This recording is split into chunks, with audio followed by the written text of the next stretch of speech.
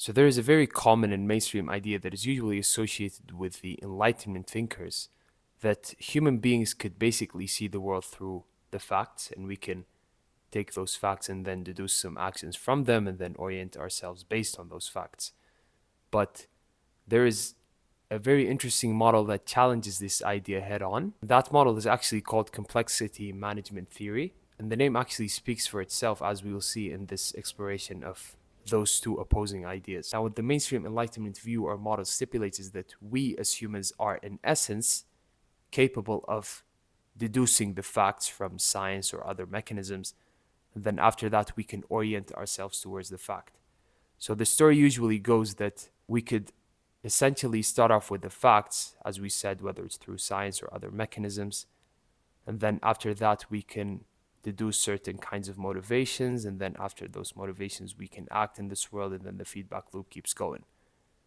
Now, this point of view is not necessarily something that is saying this is all that is happening in the human condition. But what it's saying is that the human psyche or psychology is actually capable of kicking the feedback loop starting from the facts, let's say.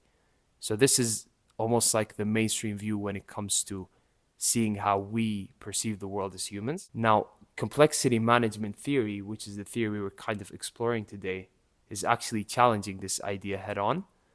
And what it's saying is that we don't really, it doesn't necessarily change the content of the previous, let's say, point of view, but what it does is that it changes the sequence of it.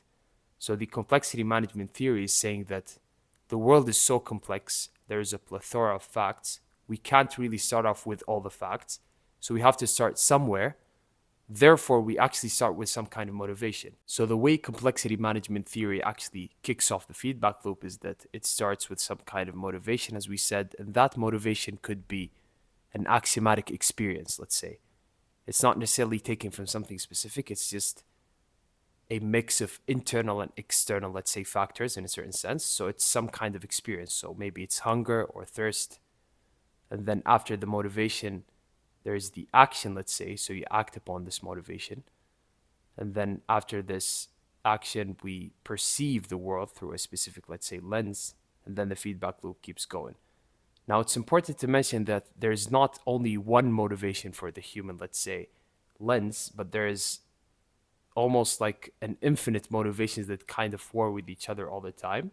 So this is very much a simplistic, let's say, model, but we could take it in abstraction, just try to think about it simplistically, and then we can take it one step at a time. So one simple example of this model or point of view is that we as humans don't start with the proposition of laying out all the scientific ingredients of food, and then after that we become hungry, let's say, but we actually start off with the ideation or the motivation of hunger, and then after that there is some kind of an action, and then after that action there's some kind of a perception, let's say, and then the feedback loop keeps going.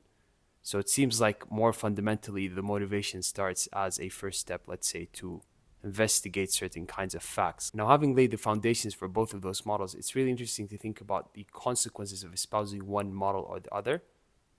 And I think one reason why it's not obvious what are the consequences is because, as we said, there's no change in content, but there's only change in the order, let's say, or the sequence of the feedback loop in essence. And I think one important consequence of espousing one model or the other is that as soon as we say that motivation, for example, precedes the facts in a certain sense, then it seems like what it's saying is that digging into the motivations themselves is actually even more important than digging into the facts in and of themselves, which you can think of as digging into the spiritual side or maybe the religious side, whatever the case might be, all the things that we could see as motivations. And on the other side of the spectrum, the consequences of taking a model that says that the facts precede, let's say, the motivations, is that we should put more emphasis on the science rather than the other spiritual, let's say, aspects of the human condition. So it's really interesting to think about the contrast between those two in that specific perspective or from that specific perspective. So this leads me to the conclusion of this very brief summary of contrasting the two models. Thank you very much for watching, and I hope you actually found this video beneficial.